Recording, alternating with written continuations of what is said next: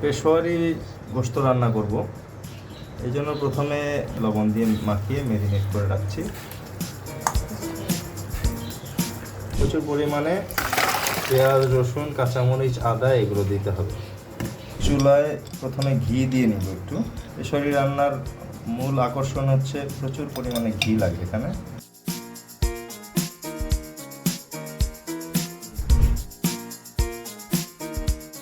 অন্য কোনো রেসিপিতে আসলে এই জিনিসটা দেখি নেই, তবে আমার কেন জানি মনে হচ্ছে যে আসলে দারচিনি, এলাচ দিয়ে একটু করে দেখি কেমন লাগে।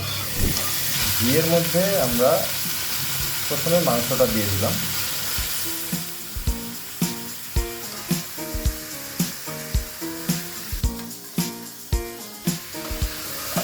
মাংসটা দিয়ে সেটাকে নেড়ে চেড়ে ভালো করে ভেজে নিতে হবে। কালারটা চেঞ্জ হওয়া পর্যন্ত আমরা একটু নাড়াচাড়া করে এটাকে একটু ভেজে নেব, ঘিটা যেন বাইরের তলাতে লেগে যায় ভালো করে। ভাজতে ভাজতে কালার চেঞ্জ হয়ে গেছে। এখন আমরা বাকি মশলাগুলো দিয়ে দিব। দিতে হবে পেঁয়াজ, আস্তে আস্তে করে পেঁয়াজগুলো দিয়ে দিচ্ছি। পেঁয়াজ ভালো করে খোসা ছড়িয়ে পরিষ্কার করে আমরা আস্তে আস্তে পেঁয়াজগুলো দিয়ে দিচ্ছি। এরপরে দিব রসুনগুলো ছড়িয়ে দিচ্ছি। এরপরে দিচ্ছি আদা,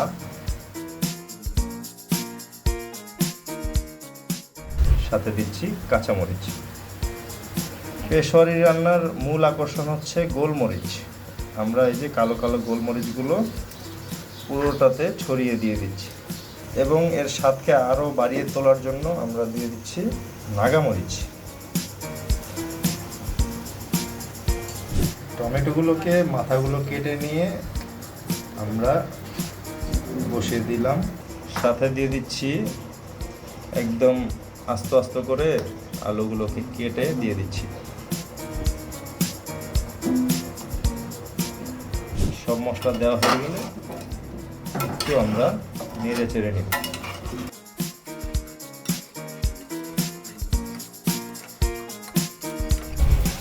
এরপর অল্প একটু পানি দিয়ে নেব।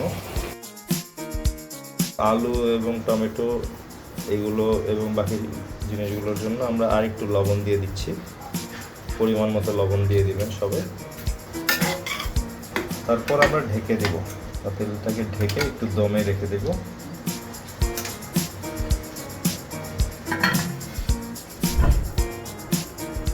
এটাকে আধা ঘন্টা পর পর উঠিয়ে একটু নাড়াচাড়া দিয়ে আবার ঢেকে রাখতে হবে।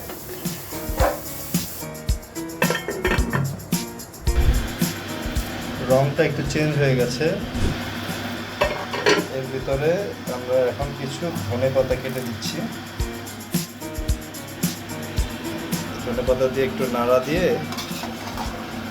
শেষ মুহূর্তে আমরা একটু ঘি আরও দিয়ে দিব। ঘিয়ের সুন্দর ফ্লেভারটা থাকবে। দানাদার ঘিটা আছে আমাদের।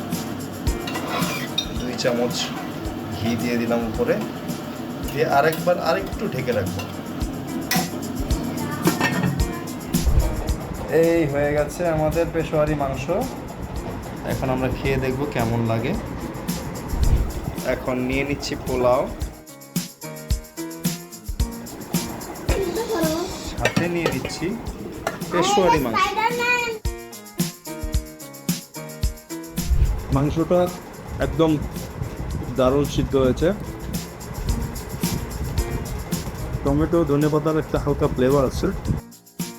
এর একটা অসাধারণ ফ্লেভার পাওয়া যাচ্ছে।